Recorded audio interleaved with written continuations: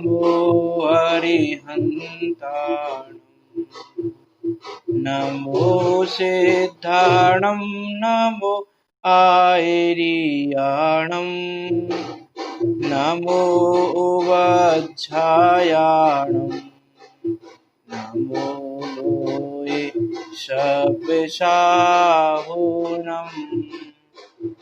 मंगल में मंगल करन बीतराग विज्ञान नमो ताहि जाते भये अरिहंतादि महान करि मंगल करियो महा ग्रंथ करन को काज जाते मिले समाज सब पावे निज पद राज सो निज भाव सदा सुखद अपनो करो प्रकाश जो बहु विधि भवे दुखानिको करियह सत्यानाश करियह सत्यानाश। आचार्य कल्प पंडित श्री गौतम जी उनके द्वारा विरचित यह मोक्षमार्ग प्रकाशन नामक अद्भुत ग्रंथ जो कि 9 अधिकारों में निबद्ध है यहाँ विराजमान है। इस ग्रंथ के तीसरे अधिकार के माध्यम से हम संसार रूपी रोग की सही दवा क्या है उस दवा का पता करने की कोशिश कर रहे हैं कि वास्तव में ये संसार रूपी रोग हमारा कैसे दूर हो, क्योंकि दवा तो हमारे पास बहुत हैं, उपाय तो हमारे पास बहुत हैं, उन उपायों को हम करते भी हैं, उन दवाओं को हम ग्रहण करते भी हैं, लेकिन रोग हमारा दूर नहीं हो रहा है। कि हमने बहुत सारी दवाएं लेके देख ली लेकिन हमारा रोग सही नहीं हुआ, तो अब हम एक किसी बड़े डॉक्टर के पास जाना चाह रहे हैं जो हमको सही दवा बता दे, हमारे रोग का इलाज कर दे। और वो वैद्य हैं सर्वज्ञ देव आचार्य भगवंत और उनसे आई हुई वाणी के माध्यम से पंडित टोडामल जी, जो हमको इस संसार रूपी रोग की सही दवा क्या है, किस दवा को लेने से ये संसार रूपी रोग हमारा सही हो सकता है, उसकी बात बता रहे हैं। उस पर हम चर्चा कर रहे हैं, जिसके अंदर अभी हमारा मोहिनीय कर्म पे बात चल रही है कि मोहिनीय कर्म के कारण यह जीव किस प्रकार दुखी होता है और क्या उपाय करता है। देखो तीन चीजें जिन पर हम विचार कर रहे हैं कि दुखी कैसे होता है, उपाय क्या करता है और क्या उपाय करना चाहिए। इन 3 बातों में विचार कर रहे हैं हम। ज्ञानावन दर्शनावन में यही बात पर विचार किया था हमने, दर्शन मोहिनीय में भी इसी बात पर विचार किया था, और अभी चारित्र मोहिनीय में भी इसी बात पर विचार कर रहे हैं कि ये दुखी कैसे है, क्या उपाय करता है और क्या उपाय करना चाहिए। ये 2 चीजें हैं उपाय की, और ये है ये दुख का कि दुखी कैसे हो रहे हैं। तो ये तो हम सब मानते हैं कि भैया हम सब दुखी हैं। पंडित टोडामल जी दूसरे अधिकार में बता के आ चुके हैं कि भैया तुम दुखी हो, तुमको संसार रूपी रोग है। तो ये तो हमारा निर्णय हो गया। अब हमको निर्णय ये करना है कि हम जो ये उपाय कर रहे हैं ये उपाय सही नहीं है। हम उपाय क्या कर रहे हैं और वो उपाय सही है कि नहीं, उसका निर्णय करके इधर बढ़ना है आगे। ये इस क्लास का उद्देश्य है और इसी पर हम विचार कर रहे हैं तीनों पॉइंट्स पे। तो चरित्र मोहिनीय में हमारी बात चल रही थी 25 प्रकृतियों पे, कि जो 25 प्रकृतियां हैं मोहिनीय कर्म की, तो मोहिनीय कर्म की 25 प्रकृतियां क्रोध मान माया लोभ की 4 कषाय चौकड़ी और 9 कषाय, इन 25 कषायों के उदय से जीव की अवस्था कैसी हो रही है उसका हमने विचार किया था। जीव किस प्रकार दुखी हो रहा है, क्यों दुखी हो रहा है, उस पर हमने विचार किया। अभी हम इस पर चलते हैं आगे कि यह जीव उपाय क्या करता है, ये इस दुख को दूर करने का उपाय क्या मानता है, उस पर हमको बात करनी है।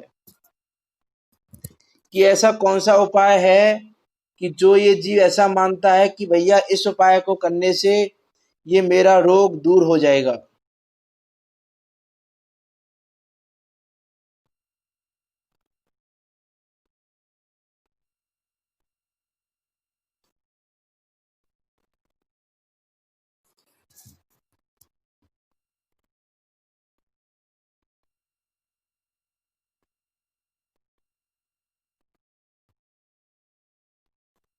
देखो यहाँ तक हमने बात कर ली थी कि इस प्रकार यह जीव कसाय भावों से पीड़ित हुआ महान दुखी होता है, तथा जिस प्रयोजन के लिए कसाय भाव हुआ है उस प्रयोजन की सिद्धि हो तो मेरा यह दुख दूर हो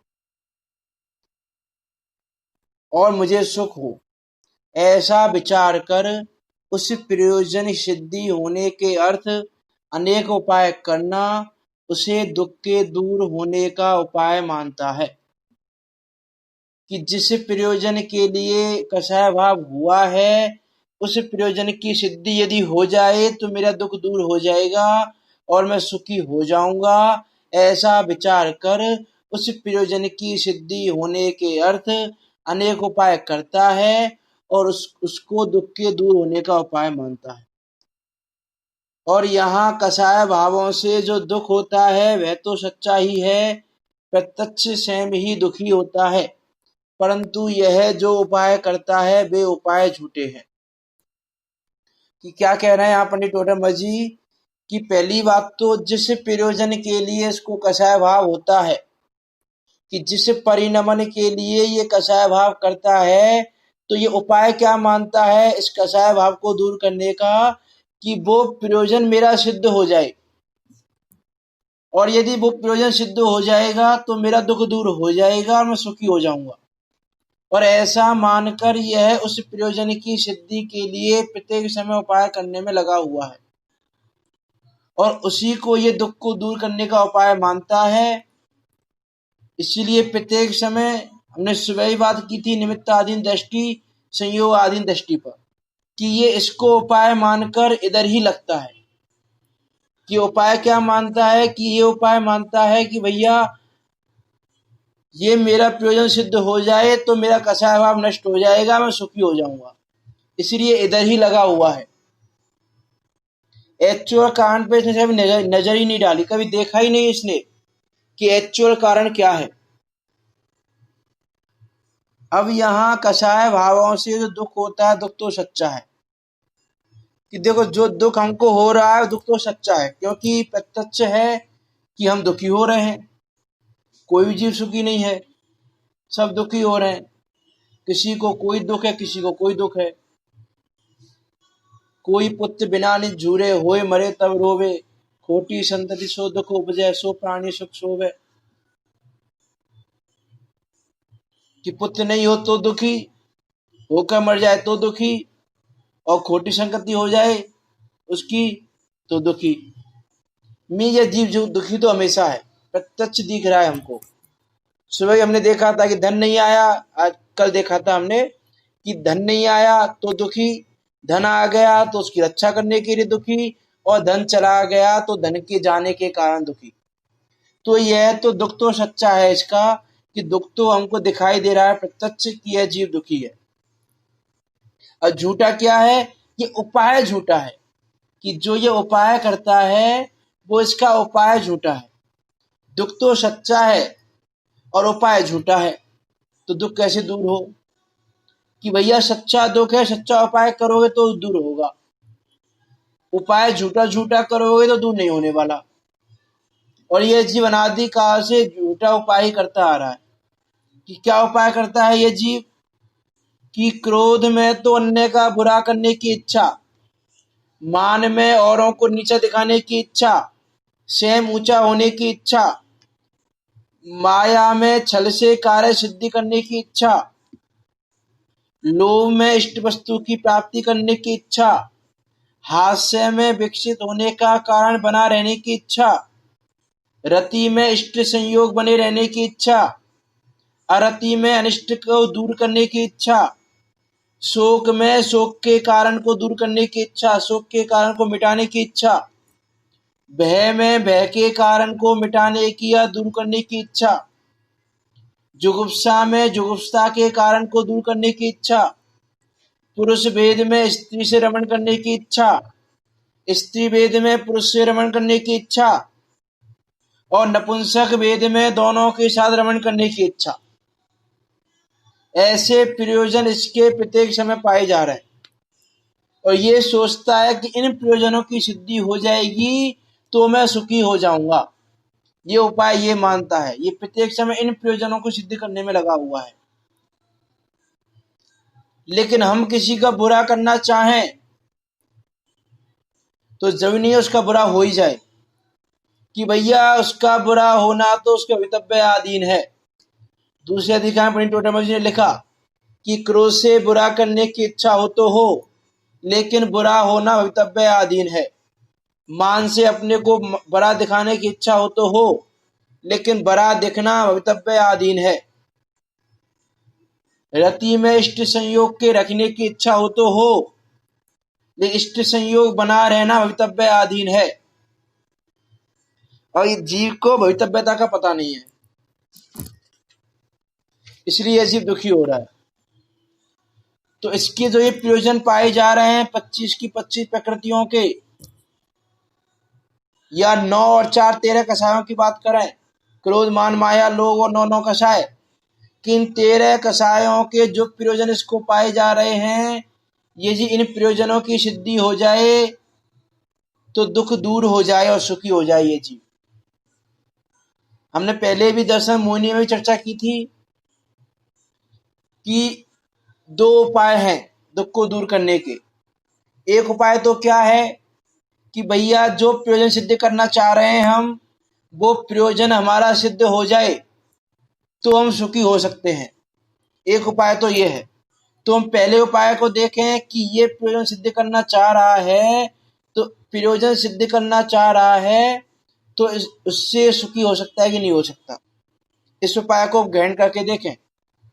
तो पंडित टोडामल जी कह रहे हैं कि इनकी सिद्धि इन प्रयोजनों की सिद्धि हो तो कषाय का उपशमन होने से दुख दूर हो जाए, सुखी हो, परंतु उनकी सिद्धि इसके किए उपायों के अधीन नहीं है।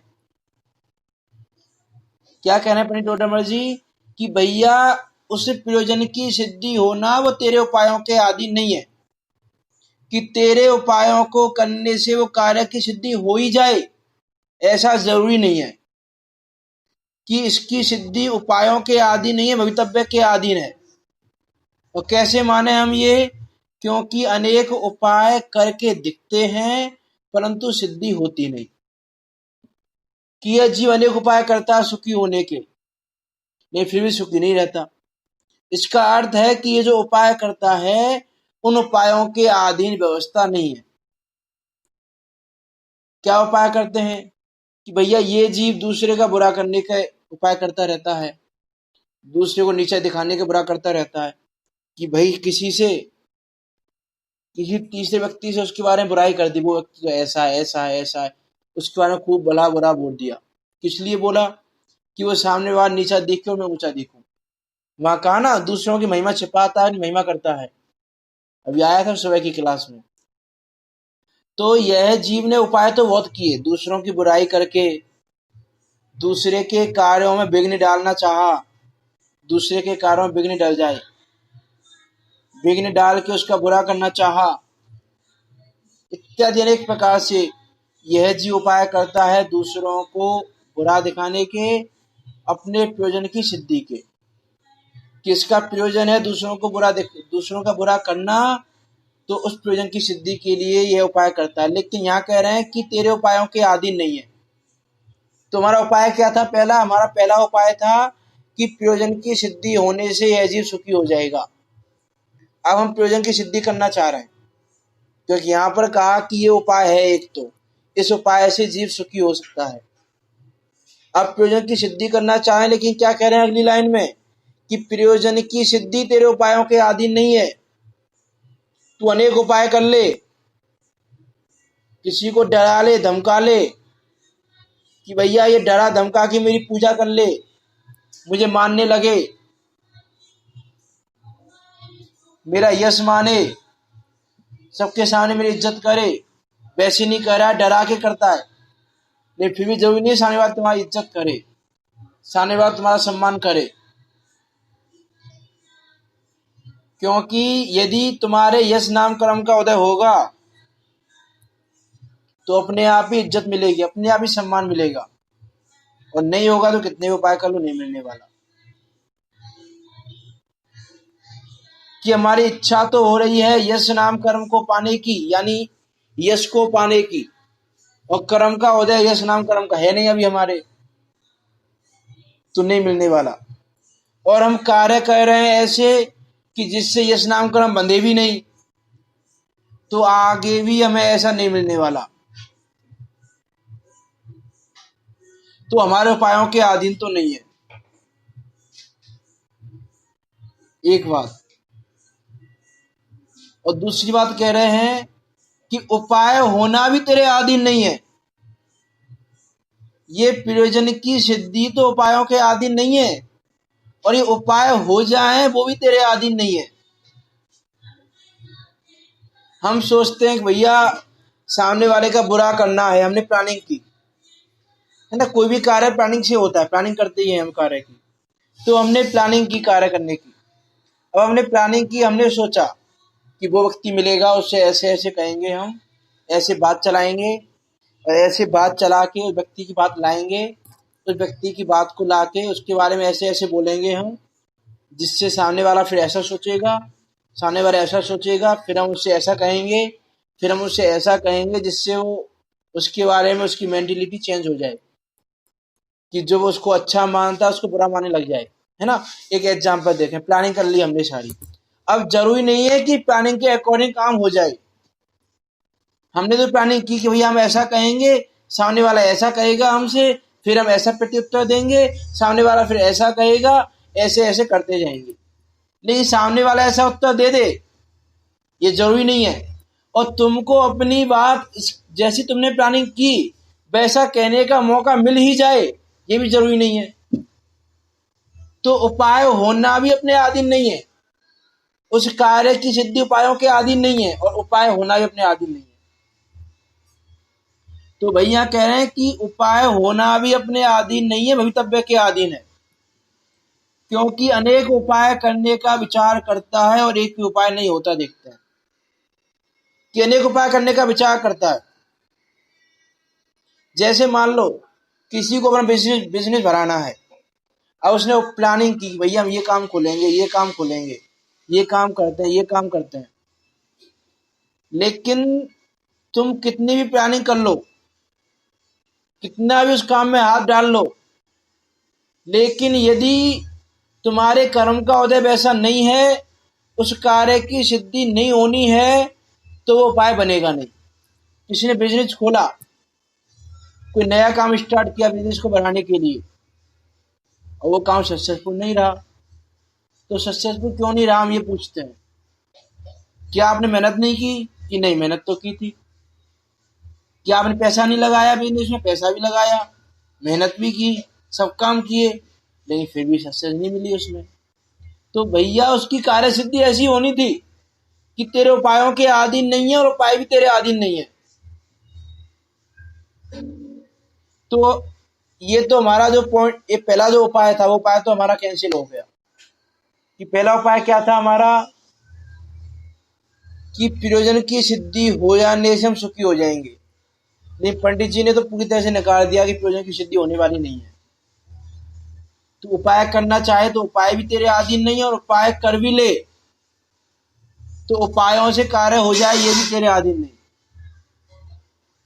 और जो ये उपाय बनते हैं, जो कहा ना कि उपाय हो भी जाएं, तो उपाय भी कैसे, आगे लिखा पंडित टोडरमल जी ने, काक तालिया न्यायवत, जैसा अपना प्रयोजन हो वैसा ही उपाय हो, और उससे कार्य की सिद्धि भी हो जाए, तो उस कार्य संबंधी किसी कषाय का उपशम हो, परंतु वहां रुकाव नहीं होता, है ना। उपाय हमने कर लिए, और उपाय करने से कार्य की सिद्धि हो भी जाती है, देखते हैं हम लौकिक में। कि भैया किसी ने उपाय किया, किसी ने किसी को बुरा करने के लिए प्लानिंग की, और उसका जो प्लान था उसने वो एग्जीक्यूट किया, उसने वो प्लान पूरा लाया, वो प्लान को उन्हें प्लान बनाया और प्लान के अनुसार काम किया, उसका काम हो भी गया, कार्य की सिद्धि हो भी गई। सामने वाले को बुरा दिखाना चाहता था, सामने वाले का बुरा हो गया, बुरा करना चाहता था, नीचा दिखाना चाहता था, नीचा दिखा दिया उसको। और आप कह रहे हो कि उपाय से कार्य की सिद्धि नहीं होती। तो कह रहे हैं कि उपाय करके कार्य की सिद्धि हो जाए, ये कैसा है? काकतालीय न्यायवश, असंभव, मतलब बहुत कम चांस, ना के बराबर चांस है होने के, कि उपाय के अनुसार कदाचित किंचित उपाय के अनुसार कार्य की सिद्धि हो भी जाए, तो वो कसाय तो तुम्हारी नष्ट हो गई, तो तुम सुखी हो गए क्या? कि भैया जो सामने वाले का बुरा करना चाह रहा था, उसने उपाय कर लिए, सामने वाले का बुरा हो गया, अब वो व्यक्ति सुखी हो गया क्या? बताओ। जैसे दूसरा एग्जांपल देखें, कि जैसे हमने किसी की गाड़ी देखी, अच्छी खूब बड़ी गाड़ी देखी, हमारी इच्छा हुई कि हमारी वैसी गाड़ी होनी चाहिए। अब हमने ऐसी गाड़ी पाने के लिए बहुत उपाय किए, और उपाय करने से कार्य की सिद्धि हो भी गई, गाड़ी आ भी गई, हमको गाड़ी मिल गई। अब बताओ वह जीव सुखी हो गया कि दुखी है? कि वह जीव अभी भी सुखी नहीं हुआ। क्यों नहीं हुआ सुखी? कि ये कसाय नष्ट हो गई, दूसरी कसाय उत्पन्न हो गई। तो वही कह रहे हैं कि वहां कुछ रुकाव नहीं होता, जब तक कार्य सिद्ध नहीं हुआ तब तक तो उस कार्य संबंधी कसाय भाव चल रहा था। और जैसे ही कार्य सिद्ध हो गया, देखो पहली बात तो कार्य सिद्ध होना बहुत कम है, उसके चांस बहुत कम है, और हो भी गया तो उसी समय अन्य कार्य संबंधी कसाय हो जाती है। एक समय मात्र भी निराकुल नहीं रहता, कि यह जीव एक समय के लिए तो निराकुल रहता हो। एक कसाय नष्ट नहीं होती, उससे पहले दूसरी कसाय आ जाती है। जैसे कोई क्रोध से किसी का बुरा सोचता था और उसका बुरा हो चुका, तब अन्य पर क्रोध करके उसका बुरा चाहने लगा।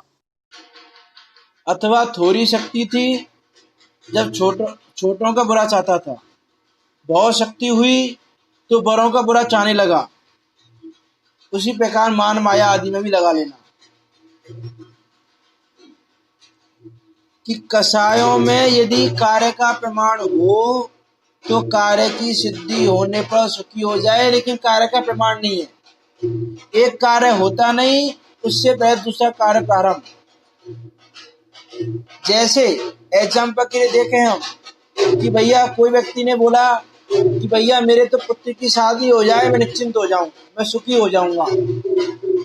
अब पुत्र की शादी हो गई, अब पोते का मुंह देख लूं, पोते का मुंह देख लूं तो सुखी हो जाऊंगा। अब पोता भी हो गया, अब पोते की शादी और देख लूं तो सुखी हो जाऊंगा।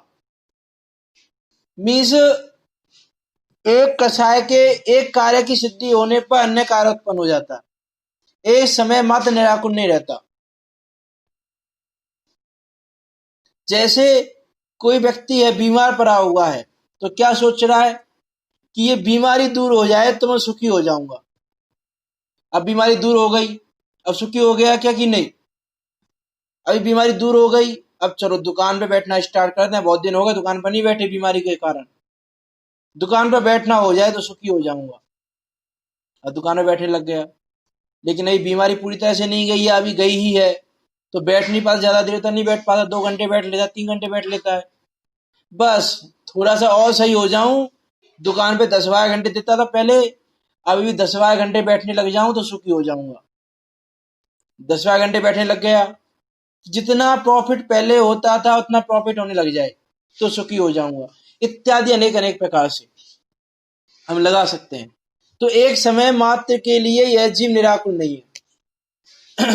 पहले तो क्या कहा, कार्य की सिद्धि होना संभव नहीं है, कि कार्य की सिद्धि होना ही कठिन है, और कार्य की सिद्धि हो भी जाए तो भी ये सुखी नहीं होता, अन्य कार्य को प्राप्त करना चाहता है। कि इसकी विषय भोगों के प्रति आसक्ति ऐसी है कि एक विषय छूटता नहीं तो दूसरा विषय ग्रहण करना चाहता है। जैसे एक और एग्जांपल देखें कि भैया आज घर में पकवान बने हैं आज घर में पकवान बने हैं, मालपुए बने हैं, खीर बनी है और भी बहुत टाइप के पकवान बने हैं, बहुत सारे व्यंजन बने हैं। और हमारी इच्छा क्या हो रही है, भोजन करने बैठे हैं, आज तो खीर खाएंगे, खीर खाएंगे, खीर का टेस्ट लेंगे। खीर खा ली तो हम सुखी हो, खीर नहीं खाई तो हम दुखी। अब थाली में तुम्हारे व्यंजन आ गए सारे, तुमने खीर खा भी ली, अब बताओ तुम सुखी हो कि दुखी। कि खीर खा ली, एक चम्मच खीर खाई, चलो इसको टेस्ट करके देखते हैं, इसको खा के देखते हैं, इसका टेस्ट भी अच्छा है, चलो इसको खा के देखते हैं, चलो इसको खा के देखते हैं। वो खाया जब तक, चलो दोबारा खीर खा के देखते हैं। कहीं पर भी रुकाव नहीं है, कहीं भी रुकाव नहीं है। एक कार्य की सिद्धि नहीं होती, उससे पहले दूसरा कार्य खड़ा कर लेता है ये जीव, और इसीलिए इसका दुख दूर नहीं हो रहा है। इसलिए कह रहे हैं कि कसायों में कार्य का प्रमाण हो तो उस कार्य की सिद्धि होने पर सुखी हो जाए, परंतु प्रमाण है नहीं, इच्छा बढ़ती ही जाती है। कि इसकी जो इच्छा है वो कहीं रुकती नहीं है, कि कहीं तो इसकी इच्छा रुके। वो लिया था पहले, एक दोहा लिया था हमने, गुणवद आचार्य ने आत्मानुशासन में लिखा, आशा गर्त प्रति प्राणी यस्मिन् विश्वमणुपमं कस्सम किम कियदायाति व्यथायो विषयेषिता।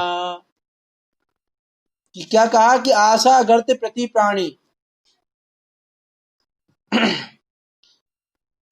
कि प्रत्येक प्राणी का आशा रूपी गड्ढा कैसा है कि यस्मिन् विश्वमनुपमं, कि उसमें पूरे विश्व के भोग, पूरे विश्व के विषय एक साथ आ जाएं गड्ढे में, तो भी वो उस गड्ढे में अणु मात्र हैं।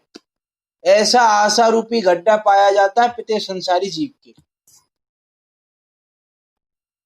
ये बता रहे हैं कार्यों का प्रमाण नहीं है, उसकी बात बता रहे हैं, कार्यों का प्रमाण नहीं है कि इसकी आशाएं कितनी है कि पूरे विश्व के सारे विषय भोग, सारे द्रव्य सब कुछ आ जाए, तो भी गड्ढे में अणुमात्र है, कि अणुमात्र गड्ढा भरेगा उससे। यस्मिन विश्व अनुपमम, कि उसमें वो विश्व अणु के समान है। कस्सम कियदायाति, और जीव कितने हैं कि भैया अनंत जीव हैं, अनंत जीव अनंत गड्ढे, और विश्व तो एक ही है, उसकी विषय सामग्री तो निश्चित है। अब एक गड्ढे में अणु मात्र है वो, तो अनंत गड्ढों में कितने कितने हिस्से में आएगी, तो जीव की कितनी इच्छा पूरी होगी। इसलिए जीव की इच्छा पूरी होती नहीं, और इसीलिए जीव सुखी होता नहीं। चीजों इसलिए कह रहे हैं यहाँ पे, आशा रूपी गड्ढा प्रत्येक प्राणी में पाया जाता है, अनंत अनंत जीव हैं, उन सबकी आशा पाई जाती है। तथा वह आशा रूपी कूप कैसा है कि उस एक गड्ढे में समस्त लोक अणु समान है, और लोक तो एक ही है। अब यहाँ कहो किसको कितना हिस्से में आए। इसीलिए तुम्हें जो यह विषयों की इच्छा है सो व्यथा ही है, इच्छा कभी शांत नहीं होती।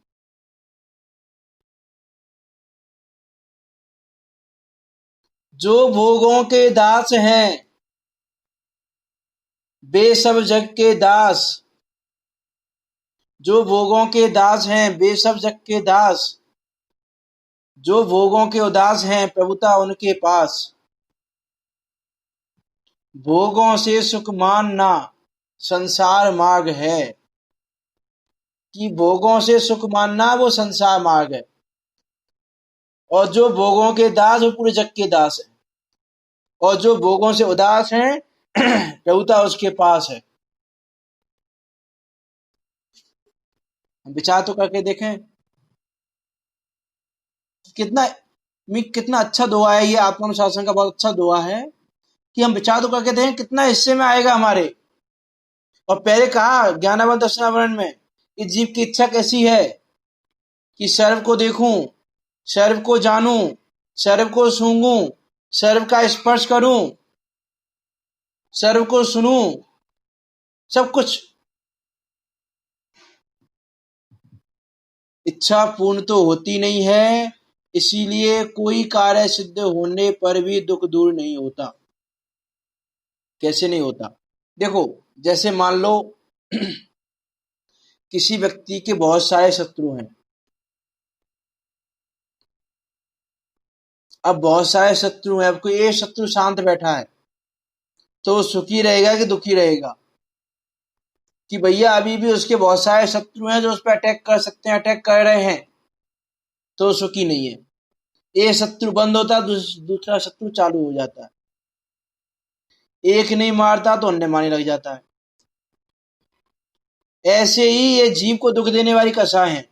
क्रोध नहीं होती, क्रोध नहीं होता तो मान हो जाता है, मान नहीं तो माया, माया नहीं तो लोभ में एक नहीं होती वो दूसरी हो जाती है। एक शांत है वो दूसरी आगे आ जाती है। तो ऐसी अवस्था है जीव की, एक समय मात्र के निराकुल नहीं रहता। और इसीलिए कसाय का सद्भाव बना ही रहता है। वो कसाय का सद्भाव बना ही हुआ है। इसलिए किसी कसाय का कोई कार्य सिद्ध होने पर भी दुख कैसे दूर हो?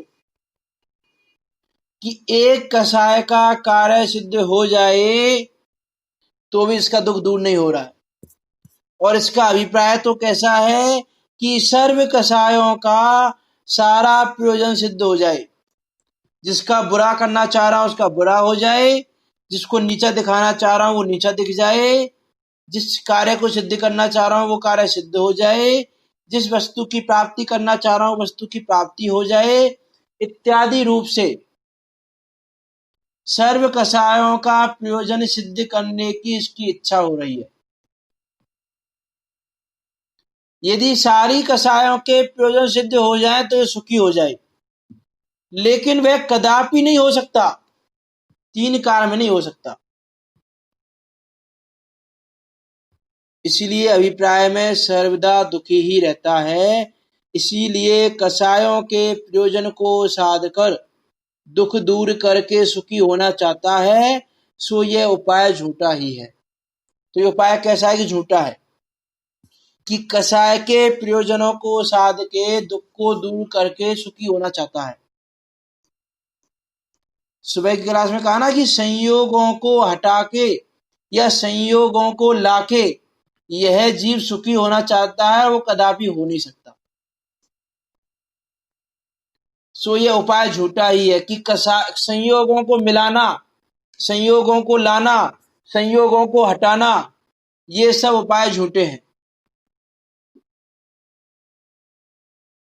अभी कहा ना पंडित टोडरमल जी ने कि उपाय करना भी अपने अधीन नहीं, और उपाय कर भी लें तो उपाय के अधीन वो कार्य नहीं। बस इसका विचार यदि हम करें तो कसाय भाव समाप्त हो जाए। जो जो देखी बीत राग ने सो सो होती बीरा रे। जो होता है वह होने दो, होने को स्वीकार करो, कर्तापन का भाव ना लाओ, निज हित का पुरुषार्थ करो। ये बात जाने हम, ये उपाय जानते नहीं, इसलिए संयोगों को हटाने में लाने में लगे हुए हैं। अपना पूरा पुरुषार्थ यहां जा रहा है।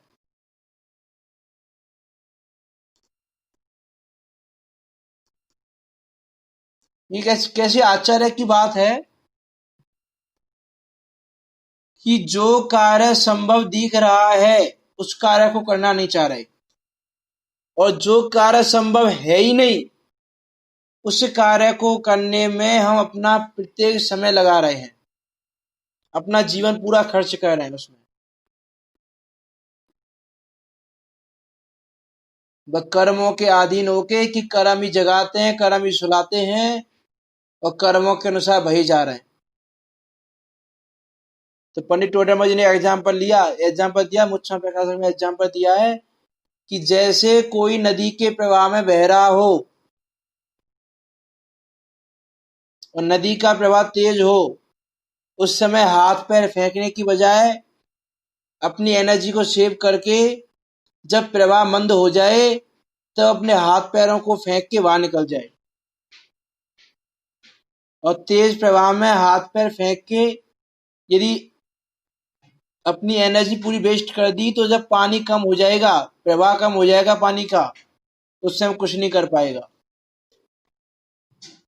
तो ये वही समय है। अभी हमको सच्चे देव शास्त्र गुरु मिल गए, अभी प्रवाह मंद है हमारा, और ऐसे में हम पुरुषार्थ कर नहीं रहे, खाली बैठे हैं। और पुरुषार्थ कर रहे हैं तो क्या कर रहे हैं? संयोगों को हटाने का, संयोगों को लाने का।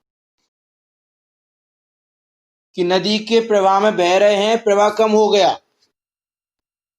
तो जिस पुरुषार्थ से नदी के प्रवाह से बाहर निकला जाता है, उस पुरुषार्थ को ना करके अन्य कितने ही पुरुषार्थ किए जाएं, नदी के प्रवाह में से बाहर नहीं आ सकते।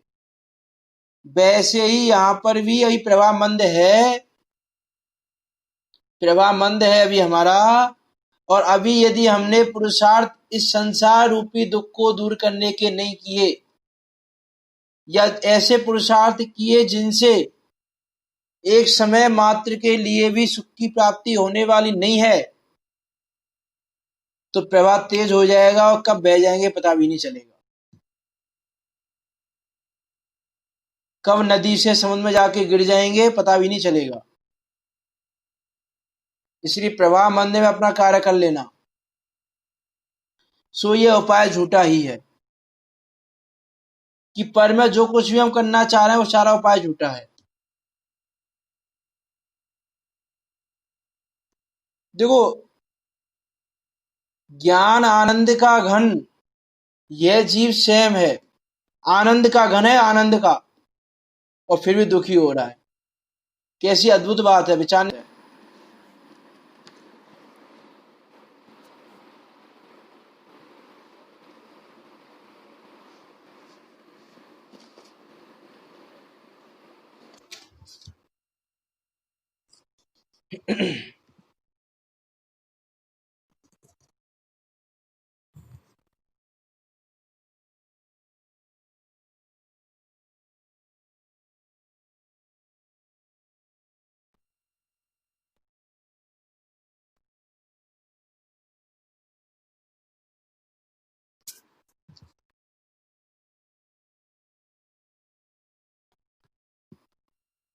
क्या कह रहा था? हाँ,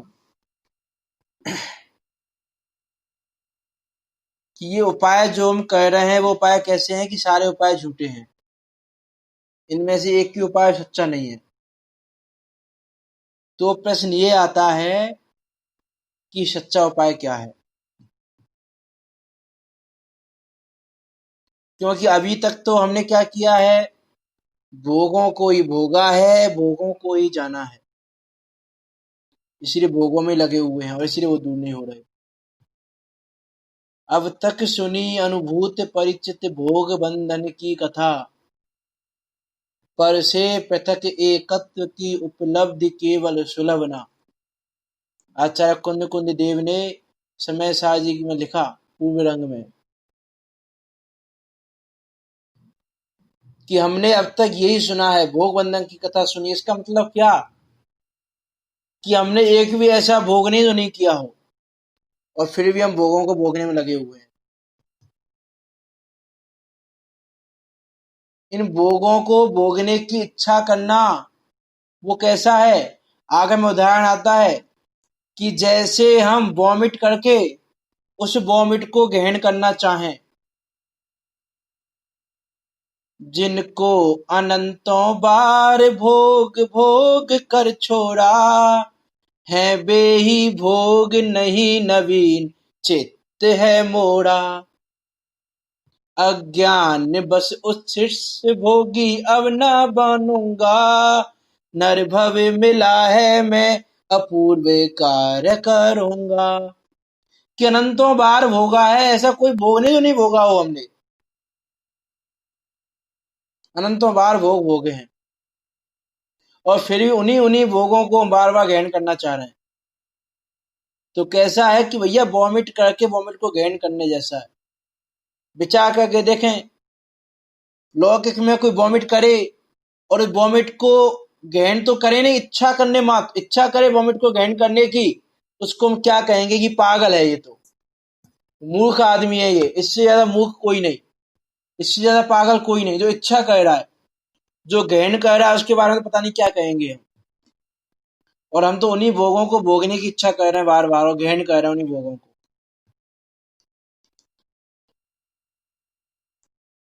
प्रतिमानी में पढ़ के देखे हम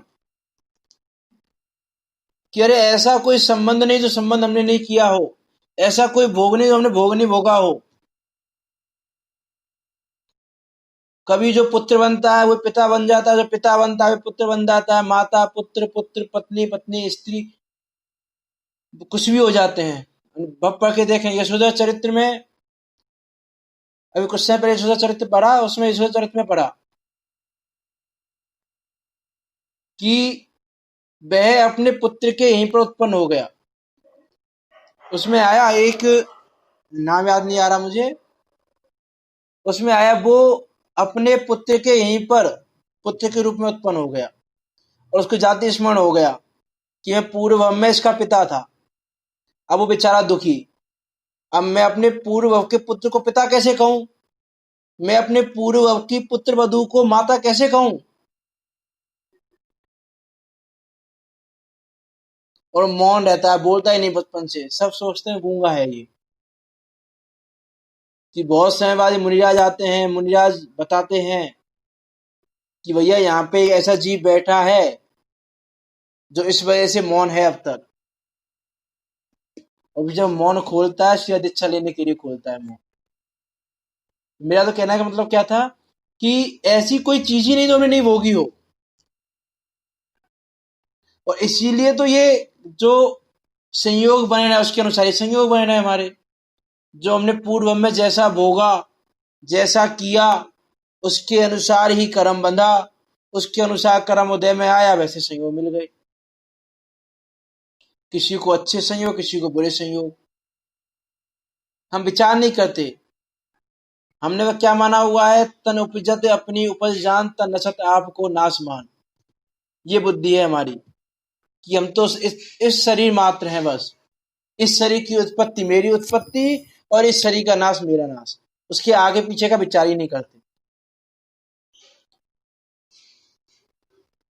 नैमिषारण्य सिद्धांत चक्रवर्ती ने गौमठ शाह कर्म कांड में कि कर्म है, तुम अनादिकाल से हो, और तुम्हारा और कर्मों का अनादिकाल से संबंध है, इसकी सिद्धि के लिए ऐसा कहा कि भैया यदि कर्म नहीं है अनादिकाल से, तो कोई गरीब दिखाई देता है, कोई अमीर दिखाई देता है, कोई रूपवान दिखाई देता है, कोई कुरूप दिखाई देता है, कोई लंगड़ा है, कोई गूंगा है, कोई बहरा है, किसी की आवाज अच्छी है, किसी की आवाज बेकार है, किसी का चेहरा अच्छा है, किसी का चेहरा बेकार है, किसी के शरीर की गंध अच्छी है, किसी के शरीर की गंध बेकार है।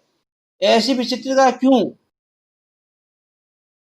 ऐसी विचित्रता है, इसका अर्थ है कि कर्म है। और ऐसी विचित्रता है मीन्स तुमने पिछले भवों में ऐसे कर्म किए जिसके कारण तुमको ऐसा मिला। ऐसे सिद्ध किया उन्होंने, वहां एग्जाम्पल दिया उन्होंने वहां पर, ये नैमिषारण्य सिद्धांत चक्रवर्ती ने गौमठ कर्म कांड में। लेकिन हमको तो क्या है कि भैया इस शरीर मात्र अपने हैं बस, हम तो इसके बाहर कुछ है ही नहीं।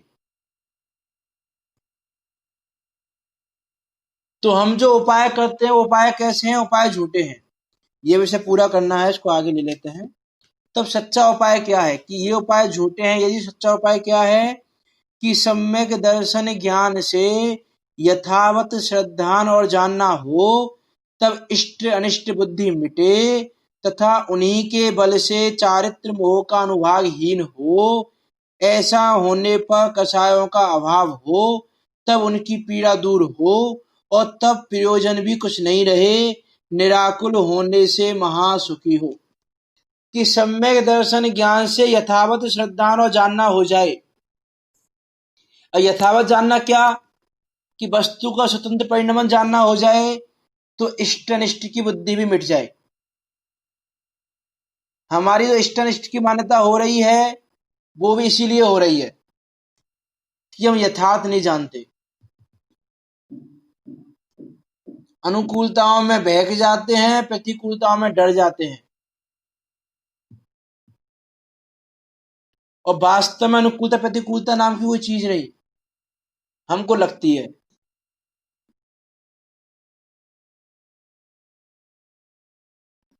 तो सम्यक दर्शन ज्ञान से यथावत श्रद्धा और जानना हो, तब इष्टनिष्ठ बुद्धि मिट जाए और उन्हीं के वजह से चारित्र मोह का अनुभाग भी हीन हो जाए। ऐसा होने पर कषायों का अभाव हो, तब उनकी पीड़ा दूर हो, तब प्रयोजन भी कुछ नहीं रहे, निराकुर होने से महासुखी हो। अब देखो क्या है, यह जीव इष्टनिष्ठ मानकर, अनुकूल प्रतिकूल संयोग मानकर, ये मेरे लिए अच्छा है, ये मेरे लिए बेकार है, इस प्रकार मानकर दुखी हो रहा है प्रत्येक समय कि मेरा पुत्र दुखी करने वाला, मेरा पुत्र सुखी करने वाला, मेरा ये स्त्री दुखी करता है, मेरा ये संबंधी दुखी करता है, ये सुखी करता है। यदि तुम्हारी मान्यता ऐसी है तो प्रथमान योग को उठाकर देखो। क्या देखें प्रथमान योग में? कि प्रथमान योग में उठा के हम विचार करके देखें। गज कुमार मुनि, जिनके ससुर ने उनके सिर पर जलती हुई सिरनी रख दी, हमारे तुम्हारे ससुर ऐसे हैं कि इन्हें विचार करके देखें। ऐसे तो नहीं है, ऐसा भयंकर उपसर्ग तो नहीं करते, तो वो ऐसे भयंकर उपसर्ग में दुखी नहीं हो रहे, और तुम किसी छोटी सी बात पर ही दुखी हो जाते हो। किसी के संबंधी, किसी की सास, सती अंजना की सास ने उसको घर से निकाल दिया गर्भवती अवस्था में।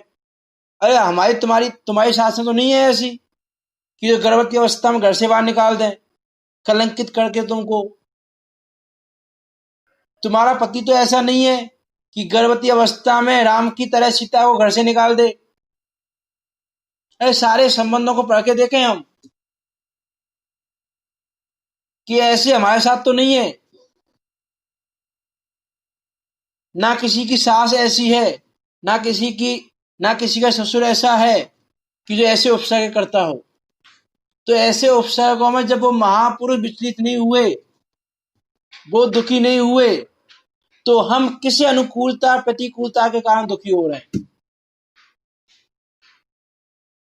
कोई इसलिए दुखी कि भैया हमारे संबंधी हमको पूछते नहीं, हमारे संबंधी हमको मानते नहीं, हमारे संबंधी हमको कुछ करते नहीं। तो विचार करके देखें कि भैया तुमको कोई नहीं पूछ रहा है तो तुम्हारे कर्म का उदय ऐसा है अभी कि तुमको कोई पूछेगा भी नहीं, और ये कर्म तुमने ही बांधा हंसते हंसते, और अब रो रहे हो।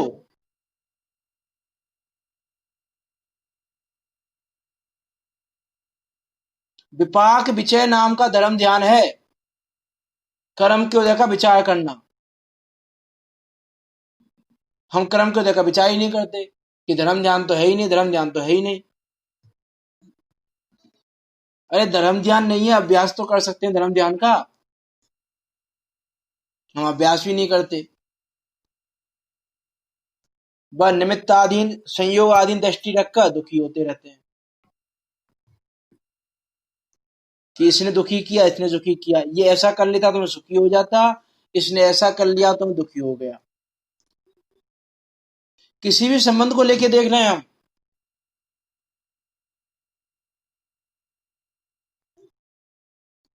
किसी भी संबंध को,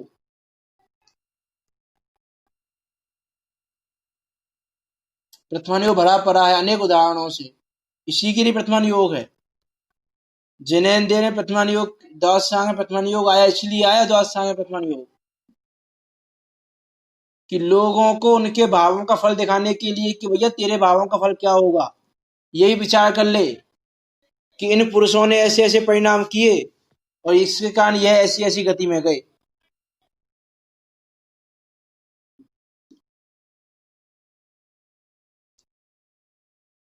अनेकों उदाहरण है, अनेक चीजें हैं उसमें। पूर्व में किसने क्या किया, उसके फलस्वरूप उसको क्या मिला, इन सब चीजों का भी हम विचार करें। अभी समय है, परसों की क्लास में एक बात अधूरी रह गई थी क्लास डिस्टर्ब होने से। आज मुझे याद आया उसका, तो उस विषय को पूरा कर देता हूं मैं बस। परसों हमारी बात ये चल रही थी कि हम कहते हैं कि हमारे आदर्श देवशास्त्र गुरु हैं, लेकिन हम उनको आदर्श मानते नहीं। हम कहते हैं कि सिद्ध भगवान सुखी हैं, लेकिन हम सिद्ध भगवान को सुखी मानते नहीं। सिद्ध भगवान को सुखी क्यों नहीं मानते? कि भैया तुम सुख मान रहे हो विषय में, भोग में, धन में, पैसे में, यश में, स्त्री में, पुत्र में, मकान में, गाड़ी में, और ये सब चीजें तो उनके पास है ही नहीं, और तुम तो सुख इसी में मानते हो।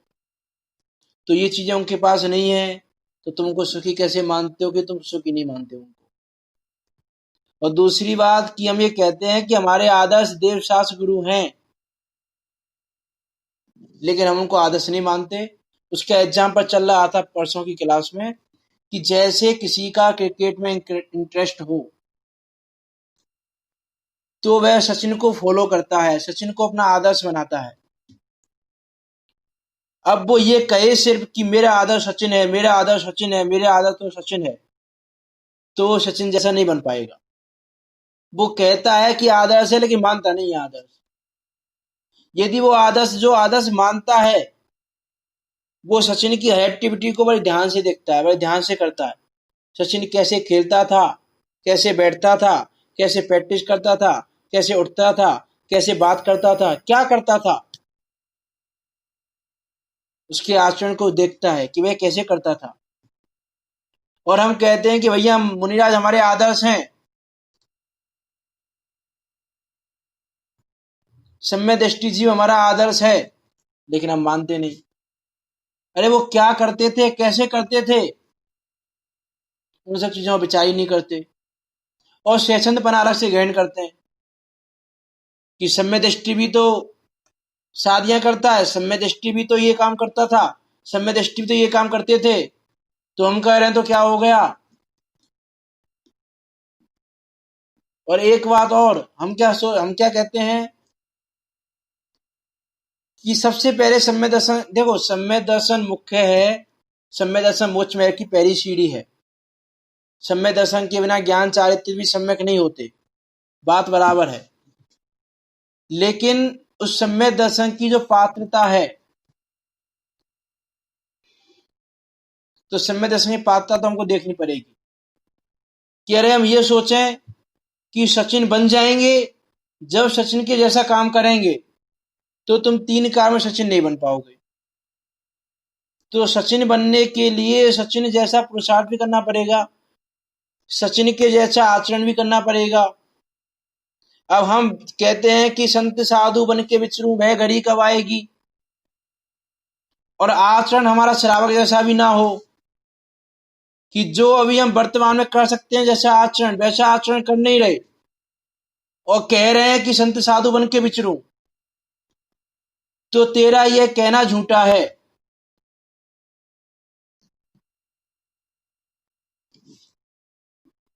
क्या कहा कि तेरा ये कहना झूठा है कि तो कोई कहता है?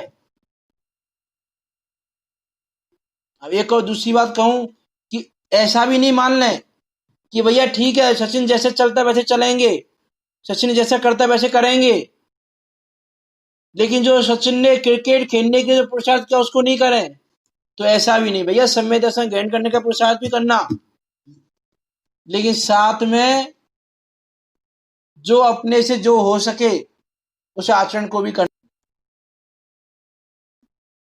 क्योंकि आचरण करें पाप कार्य के, और चाहते हैं हम सुख की प्राप्ति करना, चाहते हैं हम कि पुण्य के फल में जो चीजें मिलती हैं वो चीजें मिल जाएं, तो कैसे मिल जाएंगी? पाप करोगे तो पाप की चीजें मिलेंगी, पुण्य करोगे तो पुण्य की चीजें मिलेंगी। और पुण्य पाप से रहित अपनी शुद्धात्मा को देखेंगे, अपनी शुद्धात्मा का श्रद्धान करेंगे, तो फिर वो चीज मिलेगी। तो निर्णय हमको करना है कि हमको क्या करना है। कार्य को देखकर कारण की ओर देखो कि कार्य तो देख लिया, ये कार्य करना है। अब इस कार्य का कारण क्या है? उसको देखकर उस कारण को करें यदि, तो हम सुखी हो सकते हैं। सुखी होने का कार्य करना है तो उसका कारण क्या है, उसका हम विचार करें। तो यहाँ कह रहे हैं कि भैया सभी समस्याओं का एक समाधान है सम्यक दर्शन। सब रोगों की एक दवा है सम्यक दर्शन। सम्यक दर्शन के समान कोई मित्र नहीं और मिथ्या दर्शन के समान कोई शत्रु नहीं। समन्वय आचार्य देव ने कहा रत्न शाखा 4 में कि कोई मित्र नहीं है सम्यक दर्शन के जैसा। जैसा उपकार सम्यक दर्शन करता है वैसा उपकार कोई नहीं कर सकता। इसलिए सम्यक दर्शन को पाने का पुरुषार्थ करें। अपनी मान्यता को मिथ्या से हटा के सम्यक रूप करें। अपने द्रव्य गुण पर्यायों को जानें। गुण पर्यायों से युक्त इस द्रव्य को पहचाने।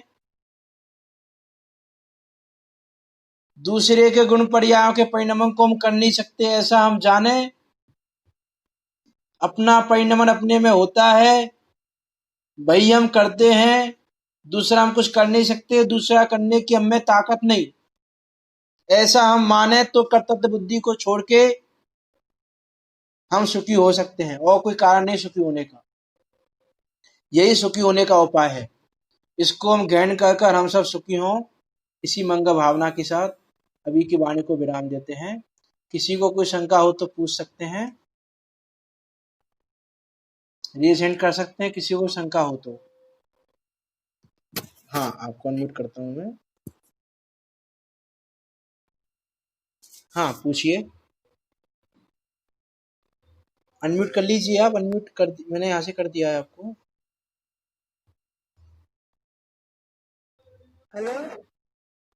हाँ, पूछिए आप।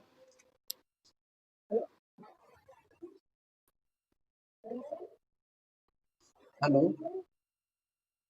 आवाज क्यों नहीं आती है ये? एक हेलो।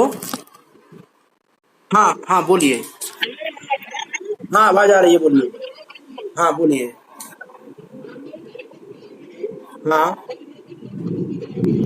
हाँ हाँ हाँ, बोलिए। हाँ हाँ हाँ। देखो निमित्त, नहीं देखो निमित्त से जो कार्य हो रहा है उसको मैं निमित्तिक कहा।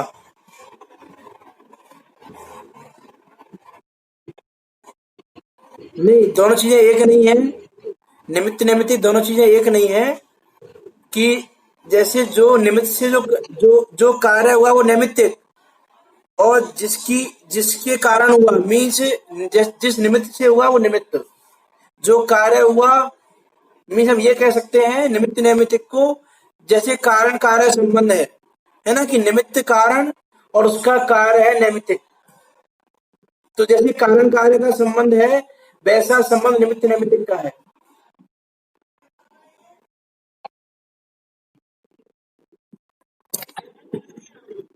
अ, अभी आ रही है आवाज? हाँ, मैं ये कह रहा था जैसे कारण कार्य संबंध है तो उसमें कारण अलग है और कार्य अलग है। वैसे ही निमित्त नैमित्तिक संबंध है कि जैसे कारण से कार्य होता है वैसे जो नैमित्तिक रूपी का जो कार्य हुआ उसमें निमित्त निमित्त था। वहां पर निमित्त तो होता ही है, कार्य में जो कार्य होता है वो निमित्त रहता है। तो वो तो निमित्त, और उस निमित्त जो कार्य हुआ उसको निमित्त की अपेक्षा हमने नैमित्तिक कहा कि नैमित्तिक कार्य है, ये इस निमित्त से हुआ है। तो वो निमित्त अलग है और नैमित्तिक अलग है। ये हम ये कह सकते हैं कि कार्य तो मुझ में हुआ और उसमें निमित्त जो रहा वो निमित्त है। तो दोनों चीजें अलग अलग है, निमित्त और निमित्त।